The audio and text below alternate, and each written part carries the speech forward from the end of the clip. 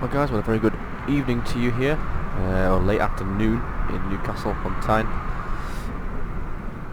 We are here at Newcastle EGNT, UK. I'm just going to talk you through a little bit of a small tutorial about the confusion between the ILS system and the FMS system and the GPS system when landing in sort of difficult conditions. Now there's two systems. You've got your direct GPS, which is basically your pusher point, and the aircraft will take you there. It will literally take you in a straight line from A to B, and without calculating sort of the airspace or the distance or the vectors that are involved. You've also got your VOR navigation, which is point to point, waypoints to waypoints, usually avoiding large airports at a safe altitude. And they've also got the high altitude airways and the low altitude airways navigation system, which are like sort of preset routes by the control or the radar operator, which guide you through the navigation process. Now when you're flying IFR, the radar operator should give you the vectors and the VORs and the waypoints that you should be flying to, and also he will decide your altitude. So he is flying you from an office basically. But today we're going to show you the ILS system. This is the TBM. This is what we normally fly in. We do some UK hops around the UK, and this aircraft is one of our hired ones in. So we're going to take it out for a little spin. We're going to sort of head runway 25, and we're also going to do a turn and head east out to sea. We're going to come back round on ourselves and pick up the ILS approach for runway 25. Now, it's always good when you're flying ILS or IFR, you should have charts with you, because chart work is very important in the aviation world. You do need to be able to see where you are at all times and know where and what to do if an emergency arises or you get lost. Now as you can see here, I've got my the G3000 navigation system on my screen. It takes some getting used to, because a lot of things don't work in this basic aircraft. A lot of things are not working, so your buttons at the bottom don't work. The access, the access to traffic and the TCAS system is not working in this base model, which is it's what you'd expect for a base model in Flight Simulator, to be honest. Until some payware comes out, it's going to be basic. So just a few things that you've got to bear in mind when you're doing ILS approaches or navigation. I've not filed an IFR flight plan, instrument flight rules. We should have done really in the start screen. It's the only place you can file them here. But I've not done it purely because we're just doing a takeoff and a land, so just a takeoff, full stop landing. But what I have done is I've set my altitude to 3,500 feet and my vertical speed to 1,200 feet per minute, and my QNH is 2945. This should be rectified by the control tower in just a little minute. Let's have a look. So when we taxi to runway 25, and a lot of things are not working today. After the recent update, let me know in the comments. The recent update we've had, a lot of things are just not, for some reason, working with the simulator. It's quite frustrating, really. There we go. So basically, we're going to take off, head this way, fly around here, come back around, pick up the ILS, and come down into the airport. Just to show you guys that it can be done, and it does work, and you've just got to set it up correctly. So basically what we're going to have a look at the chart in front of me on paper, and we've got the navigation 1. It's very important. So the vectors into the airport running through GPS and flight management system are completely different to the ILS system. So the ILS works on frequencies, so the runway has a selection of beacons which broadcast the easy way to describe it is a magnet homing. So it's pulling you into the airport when you hit that magnet beam, and then it will lower you down automatically onto the threshold of the runway. And the idea of the instrument lander system, the ILS system, is you can land in any weather, bar 40-mile-an-hour crosswinds, but weather that's not polite for visual, you can touch down. Most aircraft do use this system anyway on a routine day-to-day basis. but a lot of pilots do kind of disengage it, you know, about 1,000 feet and flying from manual from there, just to get a bit of practice in. So what first we'll do now is we'll check the nav source. So nav source is currently set to flight management system, so that should pick us up. And what we'll do is when we take off, I'm actually going to just set a heading.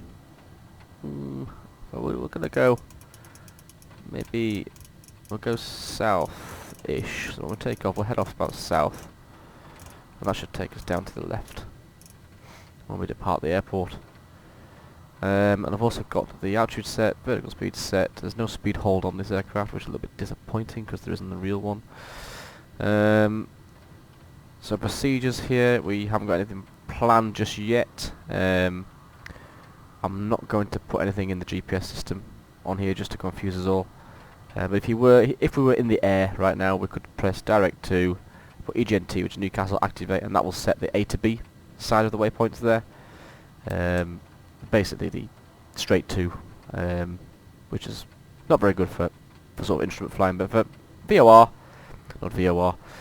flying, if you're not using any navigation equipment, if you're just purely using your eyes to fly, perfect, it gives you a rough track to stay on. But for the purpose of this flight, we're going to be doing the ILS system landing. So what we need to do is we need to go down to navigation and communications. We haven't been given a transponder code yet, but we will be doing in just a second.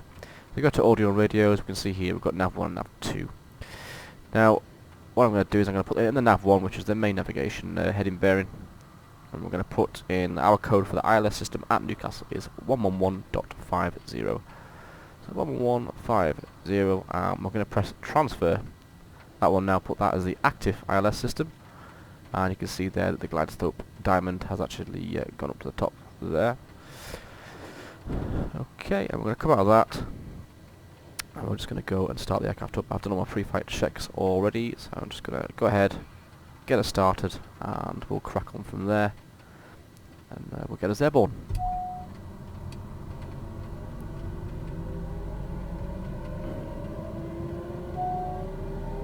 Get some sound coming from my ears.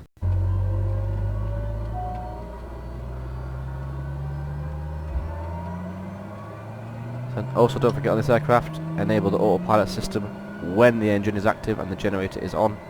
If you don't do that before, it will not work.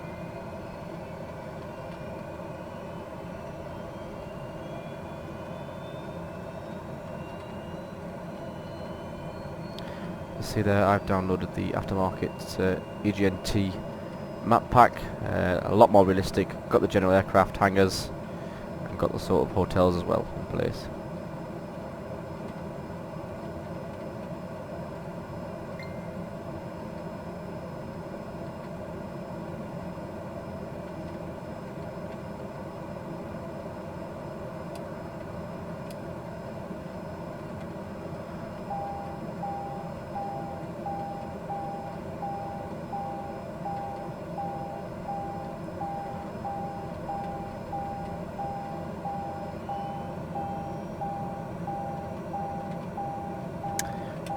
T's on, that's good.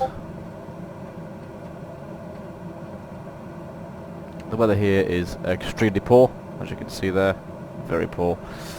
But we won't jump into that. I'm going to put some pitot heat on, just because it is quite cold when we get up there, maybe a risk of icing. And I'm just going to talk to the tower and get clearance. I've already got clearance to taxi, so we'll head out now. Got the markers on just to make it easy and simpler for us. So the comms are set, that's set, that's set, that's set. I'm going to transfer the over, get the feather over. A little bit of a warm up there on the engine side of it.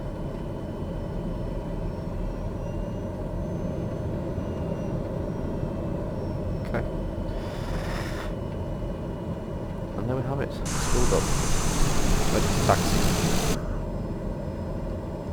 Okay, brakes away, let's go.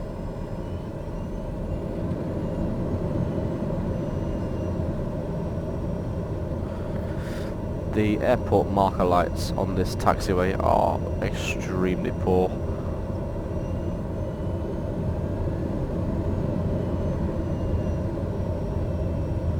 You can see, we'll jump up a little bit so we'll see the actual taxiway. See, the lights are actually in the middle. It's just not very well put together. I mean, what is happening with these things here? I don't know.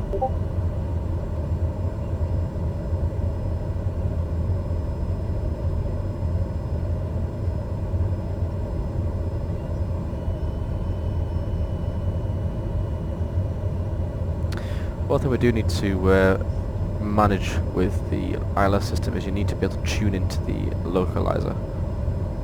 So with that frequency you've got there, the ILS system, you will be able to tune into the localizer. And you'll see a little later on when we come to land, we've got the FMS system, which would work off the GPS, which we haven't got set up at the moment.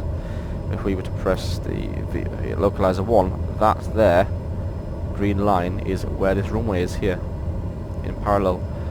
So that's what you use to line yourself up if you are flying it manually, or if you are using ILS system, the ILS will actually line up directly for you, the localizer. There is a 20 knot limit here, taxi limit, but I'm actually just going to speed up just because it gets out of the way very quickly.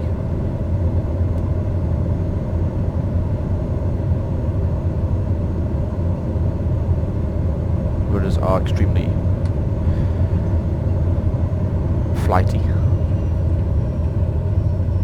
So the weather here today is realistic outside. I live in Newcastle and the weather is what it describes on here. It's cloudy, drizzle rain with about 30 mile an hour gusts.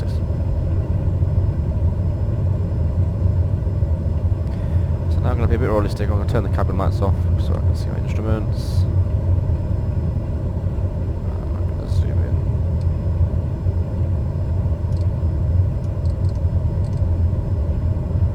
Runway 25, take off, come around, see all the VOR and the vectors coming in here.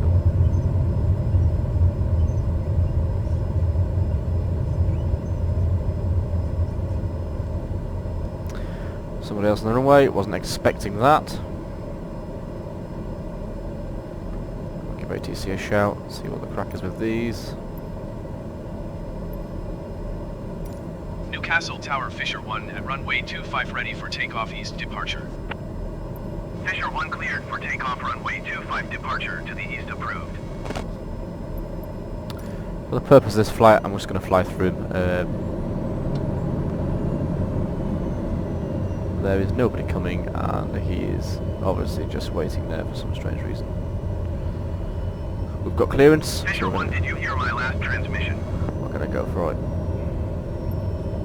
Cleared for takeoff runway 25 Fisher 1. Get those strobes on.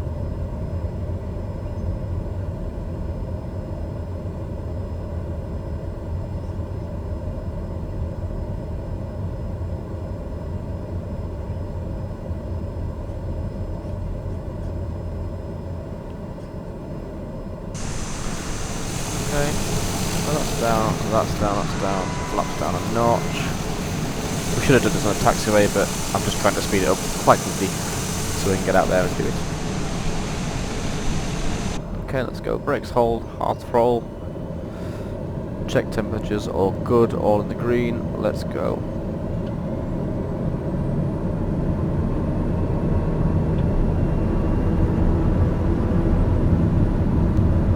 It's about 90, 100 knots, pull back. A good headwind here.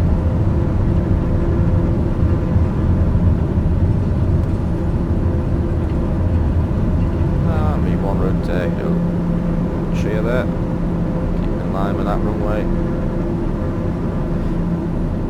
Positive rate, yeah. So the wind taking us straight across there.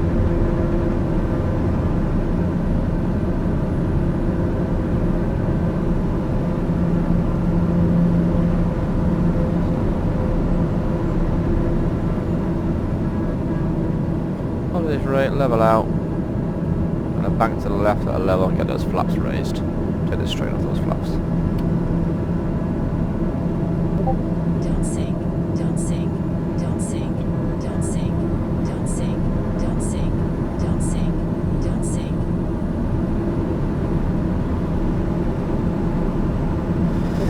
I'm going to activate the autopilots, get the autopilot to take over now. I've done the manual side of things. That should now take us up to a more acceptable level.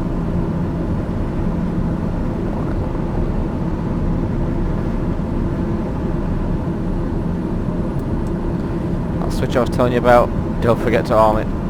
Sorry guys, this is just completely rushed. Okay, that's going to hold, and we're heading south now, so I'm going to now just turn the heading indicator. And we'll head east, head out to sea. Press heading.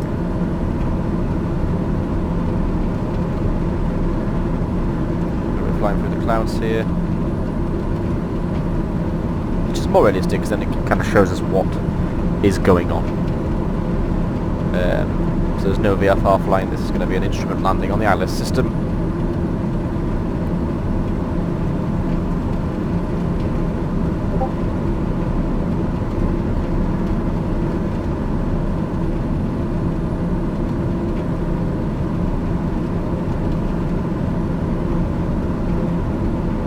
So what I'm going to do now for the purpose of this, I'm just going to show you about the Direct 2 setting on here. So you've got your it comes preset with that. It tells you all the bearings. You can set multiple bearings on this. I could have the localizer on there as well. You can set up to 3 waypoints on there. So what we'll go to is we'll go to MFD. We'll go to Direct 2. No, we won't. We'll go to nearest airport. And you'll see here. Let's give it that. EGNT Newcastle. Insert to flight plan. Airport information. Show on map. So what we'll do is we'll insert, press go to, activate, and so that's put us now directly onto the airport. Like that's your A to B, literally a straight line from where you are, A to B. If I was to press navigation on GPS now, Fisher 1 cleared, touch and go left, traffic runway 25. Wind 169er at tree 2.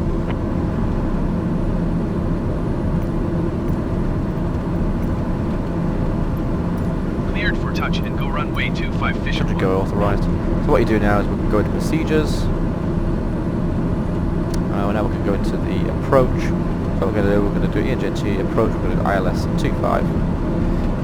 Transition. We'll go NT. Yeah. Load and activate. That will now put us in for the approach. The arrival. We're going to set up procedure NT.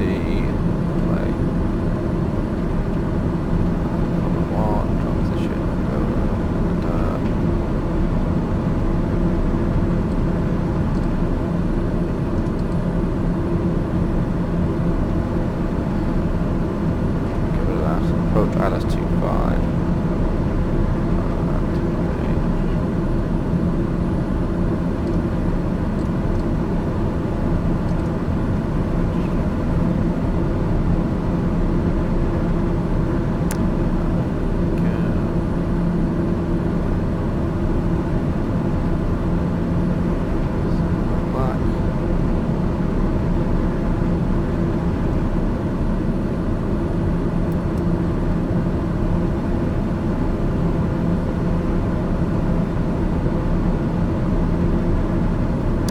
So I know where the airport is, so I'm not going to bother with the Direct 2 setting at the minute. So we're now at 3,500 feet, 250 knots. I'm just going to ease the speed down now. What I'm going to do is I'm going to turn sort of on a northerly heading now.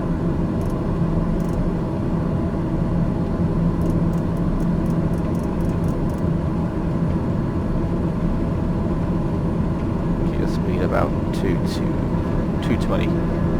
Keep it safe.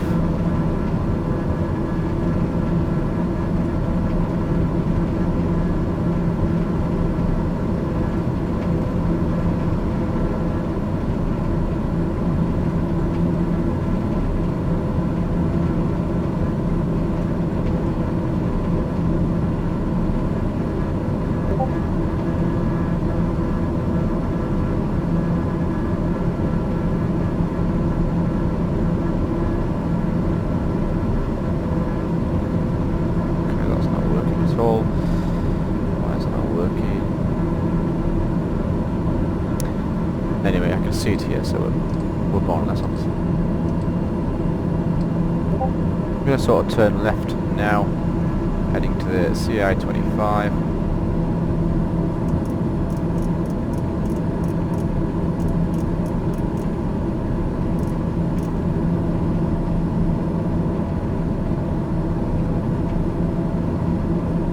The approach speed is a maximum of 210, so we can't go any faster than that, unfortunately.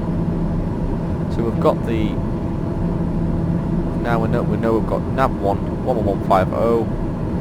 So what should happen now is we should be able to pick up the localizer ever so slightly. And all we're doing now, as you can see, I'm not looking out the window, I'm just flying pure visual now. We're heading towards this, so I'm going to turn the heading indicator a little bit more to the west.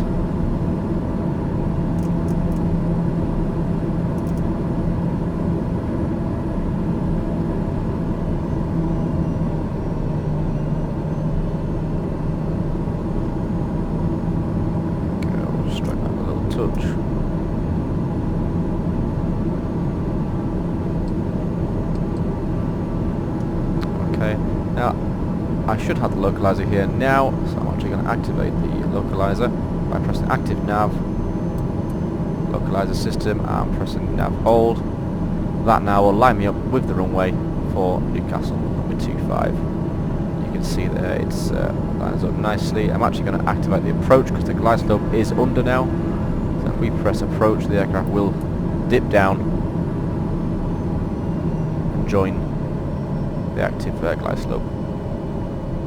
The 3,500 feet is the interception of the glide slope for this airport. We're just a little bit delayed getting there, but it's just the basics I'm showing you today. No hands-on on the joystick right now, it is purely instrument flying, and as you can see I'm not looking out the window. These are the frequencies and the VORs that you would follow on GPS, on track or DME.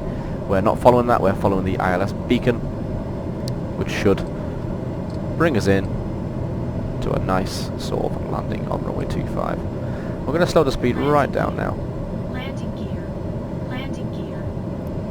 I'm actually going to put flaps down just to slow the aircraft. Let's get that aircraft lower.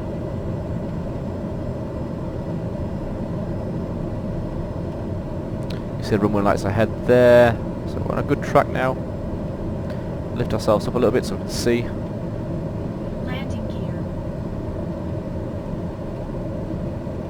So this just goes to show you can land with the ILS system in Microsoft Flight Simulator. A lot of people say you can't. You can, it does work. I've tried it, done it many times. It's just you need to understand that the localizer and the ILS work together, and it's completely different to the GPS, the direct settings. Completely different system. The ILS works on radio beacons, the GPS works on GPS.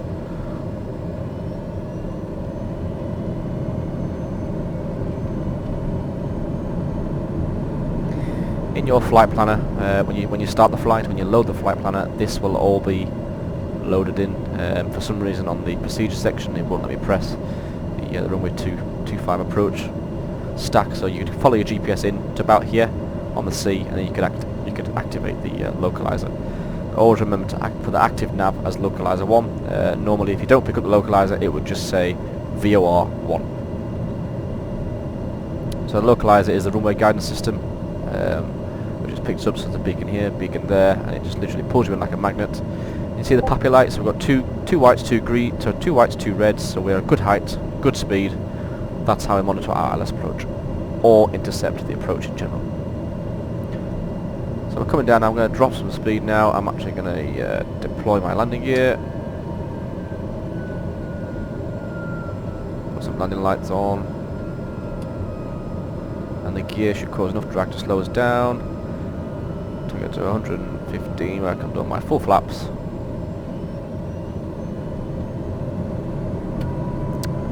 Okay, full flaps. We've just got to keep the speed. We're currently on the glide slope, we have to keep the speed and maintain the speed ourselves. There's no speed hold on this aircraft, so you cannot program the speed. So we'll try and stick to about 95 knots. Landing speed is 85 with this aircraft, but we are quite heavy today.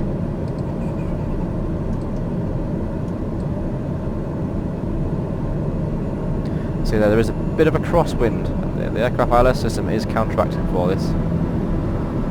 What I might have to do when we come in, I might have to take control of the aircraft on the runway. It's pushing us off the centre line just ever so slightly here, so I'm going to speed up a touch.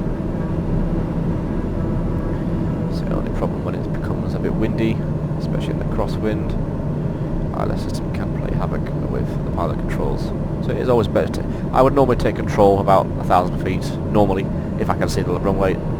If not, the aircraft should still land, but you have to just be mindful that you should take control about 100 feet.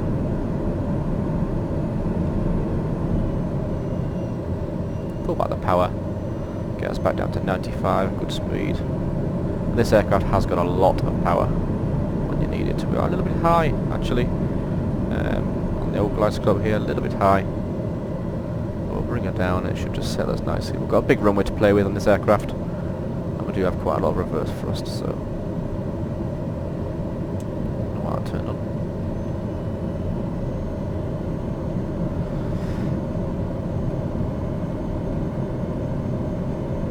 You can see they're actually pointing beyond the runway, so I'll have to do a little bit of a tail flick. We land here. This is the ILS system doing this. I am not touching this whatsoever. You can see there, just touches down perfectly.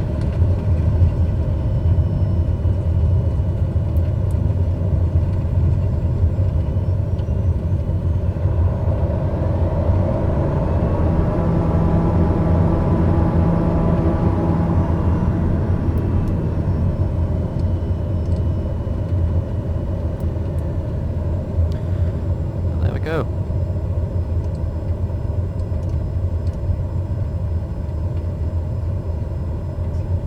There's your ILS system explained, very briefly, not in full detail. I'll do a more tutorial at some point soon. Haven't got a lot of time on my hands.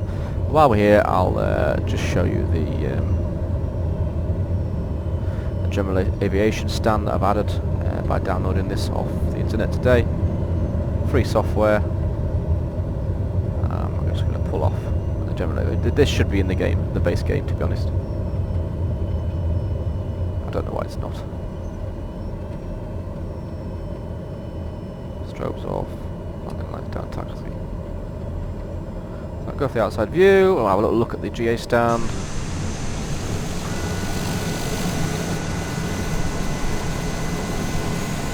That's the sort of crosswind we're playing with here, look. That was the ILS system landing us.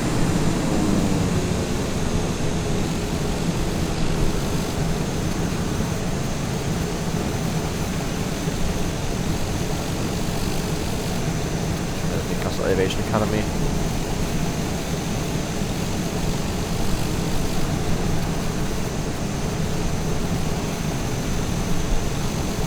Graphics aren't great close up, but it's better than nothing. There was nothing here before, so it's better than that. Parking brake, I'm not going to go through the shutdown procedure because it takes too long and I've got a long time. But thanks for watching, guys. Please subscribe. Any questions, please ask. Just remember, guys, the ILS system is completely different to the GPS system. They do work together in harmony, but they are two different separate systems. ILS, instrument landing, bad weather, night time, cannot see, aircraft large. GPS systems, small aircraft, VFR flying, conditions that arise you can't see, VOR, vector to vector, waypoints. Thanks for watching, guys. Take care.